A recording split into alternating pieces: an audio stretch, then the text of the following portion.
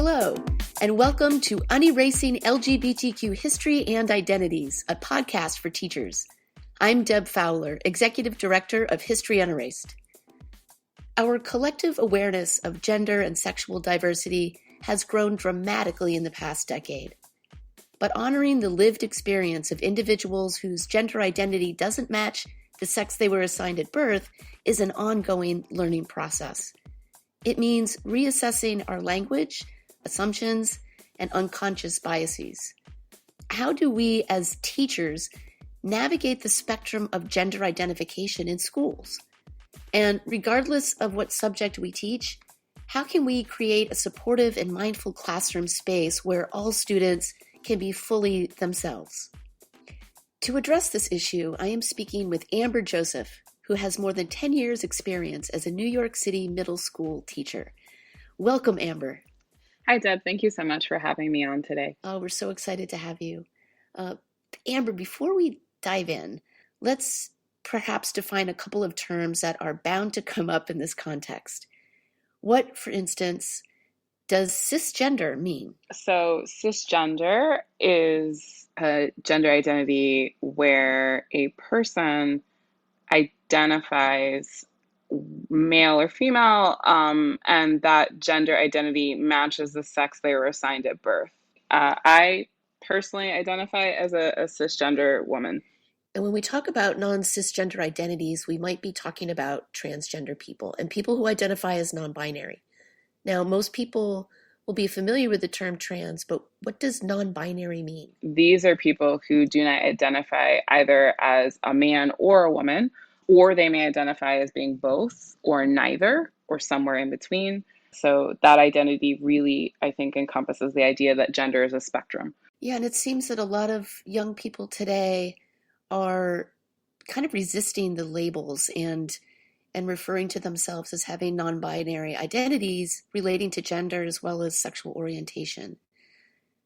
So, Amber, as many educators share with us their uncertainty about approaching topics related to trans and non-binary identities with students, what would you say to those teachers? First, I would say to them that you're not alone in navigating these different identities that students are bringing into the space. Uncertainty or discomfort around what these identities mean, I also think is very common. I think as teachers, we are always trying to get things right or create a safe space or do a good job. And so I think in exploring gender identities with students, I think it's really natural to worry about saying or doing the wrong thing, especially for teachers who come from generations and cultural identities where maybe discussion around gender as anything other than a binary is not familiar to them. So what I've learned over the years is that popular understandings of gender, it's rapidly evolving. And I'm not that old, and yet I feel often like I really need to ask students what they're talking about, whether it's things they're seeing on TikTok or memes they're sharing, or just, different lingo they're dropping in a chat on Zoom. So I want to acknowledge that this is rapidly changing. You really have to be kind to yourself. Habits don't change overnight. So even with the best of intentions, if a student has been in your world, in your classroom, and that student has been he, him, with, a typically masculine name, and that change is happening, and the student says, I am now she, her, and this is a new name I have, it doesn't necessarily change overnight, that you will address that student with the correct pronouns. So, it's just really a learning experience. As the student is exploring their gender identity, you also, as the teacher, are exploring your own understanding of gender. And so I would really emphasize you need to be ready to learn. And part of the learning is listening to your students, asking them questions about what feels comfortable to them. As a Black woman, I'm very aware of what it feels like to have the burden of educating other people about race. And so I would never want to duplicate that experience for my students. So I think seeking out information for yourself is important. That is such terrific advice, Amber. And how can teachers convey to all of their students that their classroom is a safe space to allow them to express themselves and be respectful and mindful of each other? I think it's really easy to start simply. Teachers with experience pride themselves on, the first couple of weeks of school as being the real place to set norms and routines. This is where the pencil sharpener is. Like, you raise your hand when you talk. And so introducing gender identity in your classroom space, it can definitely be something that you can introduce fairly easily at the beginning. So a concrete way to do this is just like introducing pronouns and making that a norm. So at the beginning of, school, I say my name is Amber and I use she, her pronouns. And then that simple announcement opens up space then that, like, if I have pronouns I identify with, I'm assuming you also have pronouns that you identify with, and I would like to know what those are.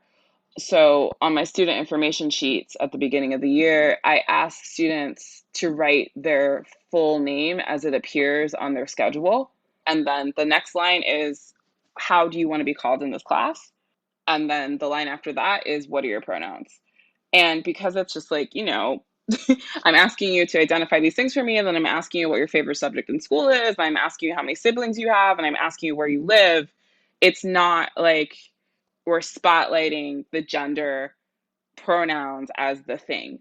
It's part of the getting to know you process. Part of the package. Yeah, exactly. And also, if you have a school that you feel is affirming, it's really nice to just have different images on your walls to encompass a wide range of identity, right? So there's a rainbow flag, but there's also a Black Lives Matter sign. My posters have different ethnicities in them. So I think that's also a simple thing to do.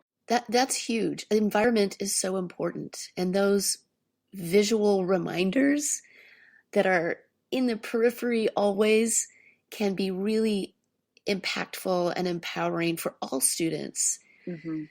Now, Amber, what are some things that teachers should be mindful of if one of their students is transitioning or comes out as non-binary within that classroom setting? Yeah.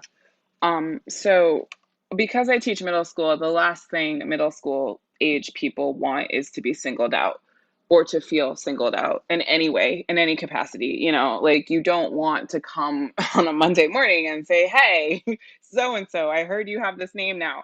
Um, Even though your intention might be to affirm, that's extremely, in your face for most middle school students. So this is where I really rely on my team. If the student is not in my homeroom, or other adults have a relationship with the student and they find out, we have a pretty strong communication network to say, hey, these are the pronouns the student's going by, and this is the name they want to be called.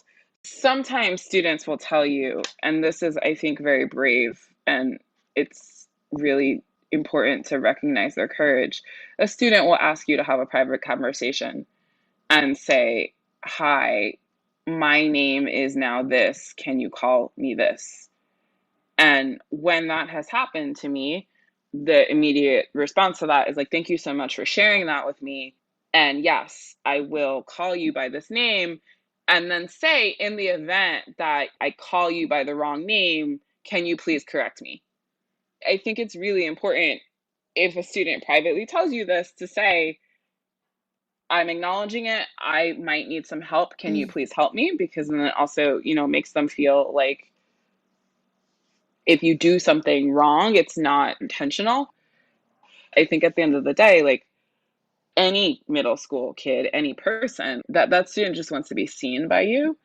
And so saying that, like, you're here to guide them and witness it is really helpful.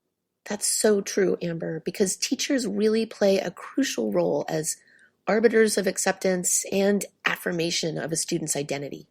I think it's really important to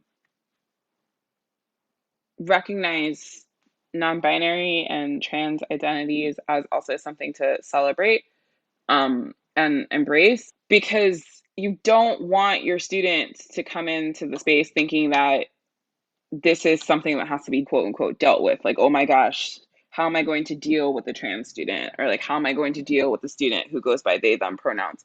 For our students who are trans, transitioning, non-binary, they don't see themselves as a problem. It's the world that, unfortunately, in many spaces, tells them that they're a problem. And so I think if your interactions can be the space where like they don't feel like they're a problem because their identity is just being celebrated, I think that's an amazing thing to aim for. And so affirmation is the way to go, not tolerance, because kids will catch on really quickly if you're just tolerating them. And so I think it's the celebration aspect that's really key here. Thank you so much, Amber. Thank you so much. Amber Joseph is a New York City middle school history teacher with more than a decade of classroom experience. Thank you for joining us for Unerasing LGBTQ History and Identities, a podcast for teachers. This History Unerased podcast series is funded by the New York City Council Committee on Education. It was developed in partnership with Making Gay History and produced by Inga Dataya, Nahani Rouse, and Eric Marcus. The music you heard is 1986 by Brother D via Tribe of Noise. I'm Deb Fowler. Thank you for listening.